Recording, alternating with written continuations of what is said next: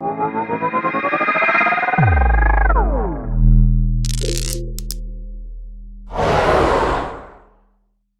that, I'm gonna hand it over to our next speaker. He is going to be talking about playing games and owning what you use in those games. So, a lot of recent hype has been around what can you do with these NFTs, how can you integrate them within games, how do you reward people that are playing your games with NFTs and crypto rewards and different things that you can do there. Give people back the ownership when they are spending loads of money on these NFTs and loads of money in-game, and having them be able to own those assets is super interesting, and owning part of the game, part of the decision-making is super exciting. We have Eric McIntyre. He's from Fancy Studios, Fancy Birds. They do have a booth downstairs. Go play. They have a few winnings. I think you can win some prizes. USDT, I think, not UST. And some fancy coin. So yeah, with that, I'll give it up to Eric. Woo!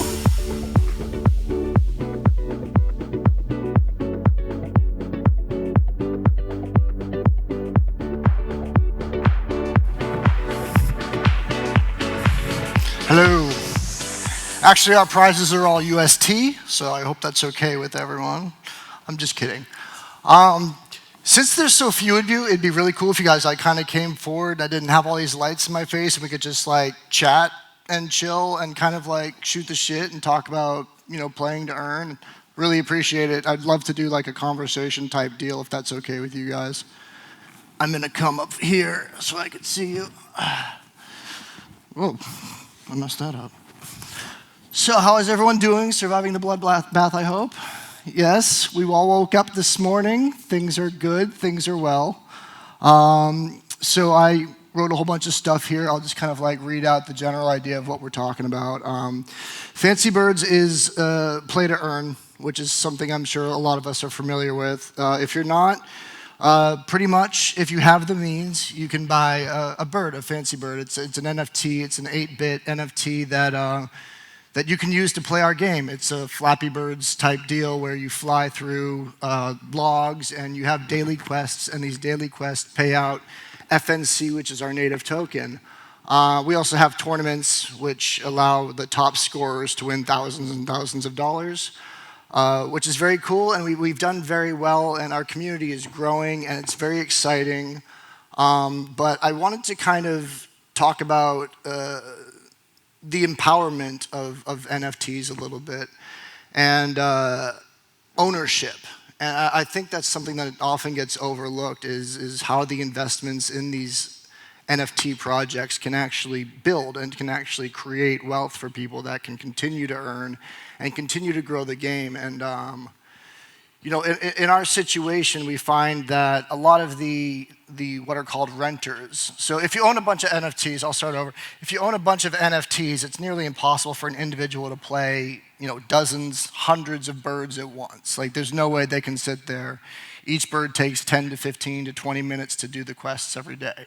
Some people own hundreds and hundreds of these birds, so there's absolutely no way for them to handle the quests on their own.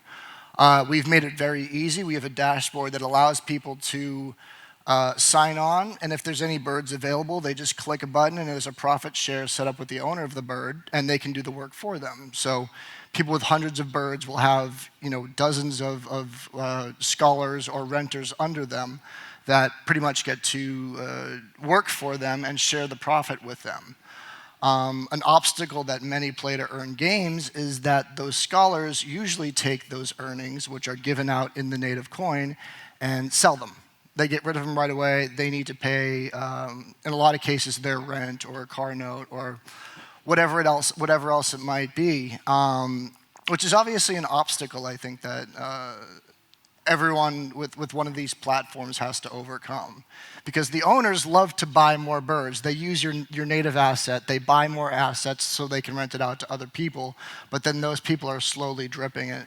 And I think that a shift in the thought process, the paradigm of going from playing to earning and then encouraging people to play to own is something that we can really start to focus on as a message. I actually have something pretty cool that one of our Discord members wrote to us. One of our Discord members, I think he has like 300 birds or something, so he's a fantastic manager. He treats his scholars very well. The managers get to choose how much profit share to give to their renters. So some very generous ones will split it 50-50. Some other ones will do like a 90-10 split. I'm not going to say how I feel about those particular renters, but it's always nice to make those particular managers. But it's always nice to make the renters feel appreciated. So a 60-40, 30-70 split is always appreciated. But this message was from one of our bigger managers. He has a scholar in the Philippines, and he wrote this message to me, and it meant a lot to me, and strangely got a little bit emotional about it because.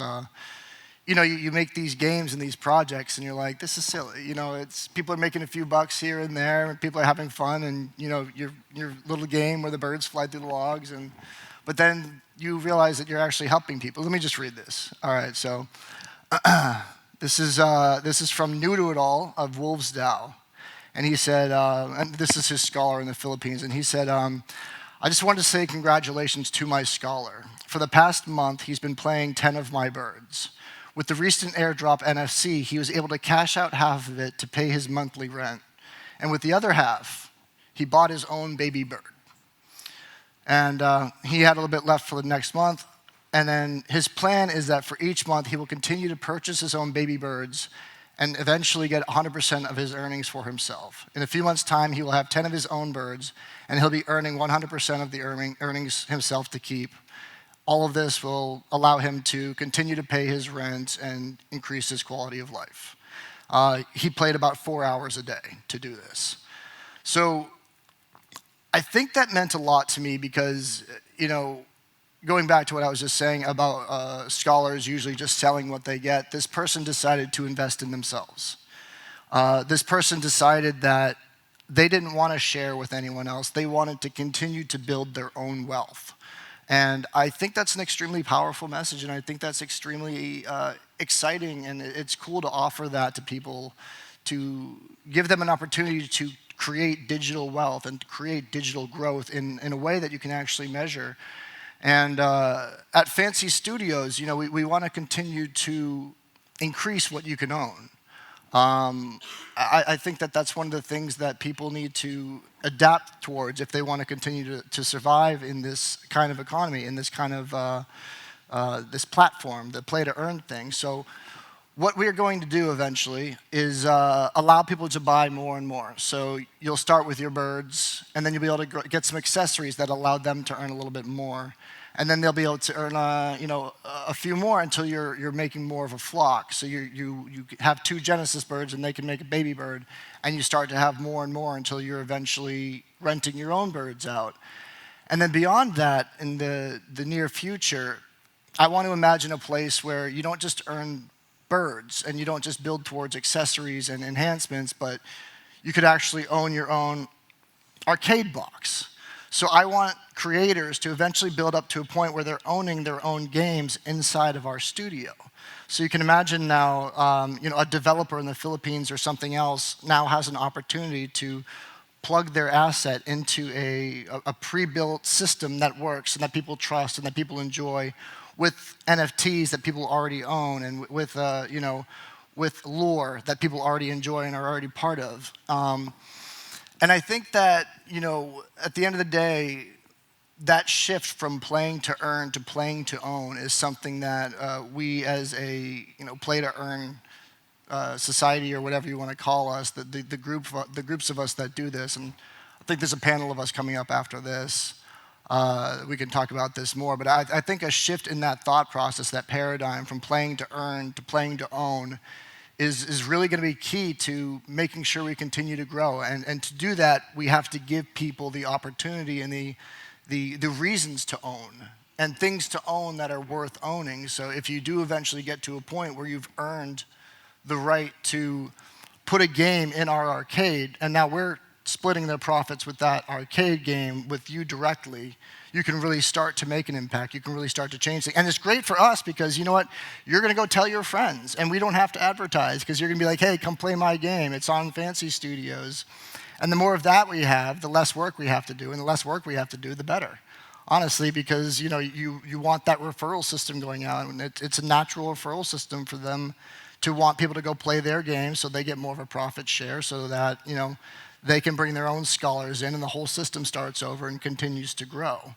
And I think, what I'm trying to say at the end of the day is that shift from like play to earn, and then you go, a lot of people have been like, I don't like how that sounds. Play to earn sounds like they're working. That's not what we want. That's not how it works.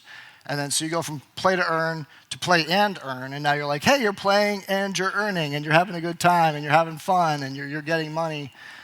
So that's kind of like the step that we're taking now to kind of get the messaging a little better. And then I think the natural evolution will be play to own. And then to start really feeling like you have that power of ownership and the power of growth and the power of entrepreneurship. And yeah, I think that's the future. And I think that's how we sustain this. I think that's how we keep this business model going so that it's not just people, being like, oh, I need that $20 real quick.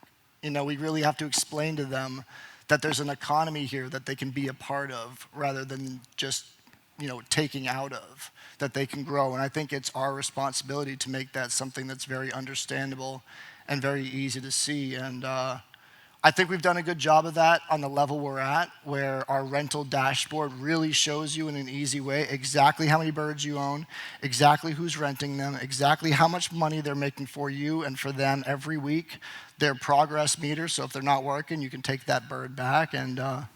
And yeah, I think it's our responsibility to keep making it easy to understand that and easy to see that and easy to read that. What's my timer say? Okay, 4 minutes, 40 seconds to go. But yeah, I think that's going to be how we keep this going, and that's going to be how we continue to allow people to have a good time and make some extra money. So yeah, if there's questions, I know we have a panel coming up in 4 minutes, so if you guys want to wait for that, or we can just chat here. If you guys have any input or questions about the model or the ecosystem in general, I'm happy to tell you what I know, and it might not be the right answer, but I'm here for it, so. No? Cool. Well, I think then I will just wrap it up so we can go ahead and get ready for the panel, which I'm sitting on in 4 minutes, and give people plenty of time to prepare for that. So that's it. Thank you so much. I appreciate it, and I will be back in a few minutes.